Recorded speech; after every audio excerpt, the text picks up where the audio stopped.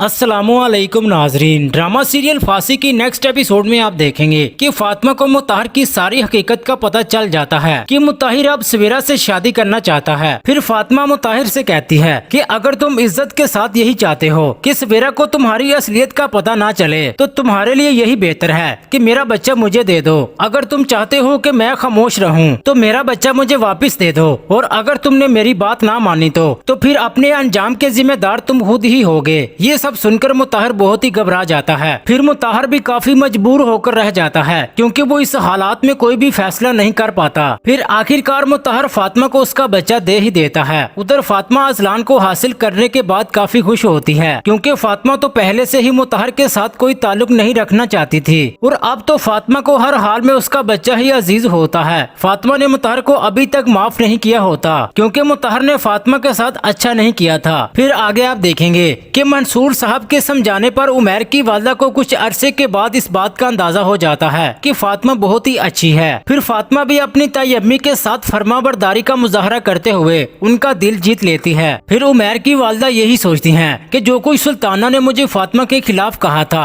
वो सब कुछ झूठ ही है, क्योंकि सुल्ताना तो मुझे फातिमा के साथ बदगुमान करने की कोशिश कर रही थी। फिर मंसूर साहब नसरीन बेगम को काफी समझाते हैं कि हम इस बात को कैसे भूल सकते हैं कि अनीका ही थी जिसने हमारे बेटे के साथ शादी करने से इनकार कर दिया था। आयन शादी के दिन ही हमारी इज्जत को खाक में मिला दिया था। उस पर नसरीन बेगम कहती हैं कि कह तो आप बिल्कुल ठीक रहे हैं, क्यों आज हम उनकी बातों की वजह से फातिमा की तजलील कर रहे हैं। आखिर मुझे इस तरह नहीं करना चाहिए। ये सब सोचकर नसरीन बेगम को काफी बुरा लगता है। फिर फातिमा की ताई जान के ख्यालात फातिमा के लिए काफी अच्छे हो जाते हैं। फिर आगे आप देखेंगे कि उधर सवेरा तो इसी खुशफहमी में होती है कि उसकी शादी मुताहिर के साथ हो रही है, तो मुताहिर भी सवेरा का दिल जीतने के लिए उसकी हर बात मानेगा। मगर सवेरा अभी तक मुताहिर की असलियत से वाकिफ नहीं होती। उधर अनीका उमैर और फातिमा का सुनकर काफी परेशान हो जाती है कि ये सब कैसे हो सकता है। उमैर फातिमा को प्रपोज नहीं कर सकता। मैंने तो फातिमा की जिंदगी बर्बाद करने में कोई कसर नहीं छोड़ी थी। जी नाजरीन, क्या अनीका और उसकी वालदा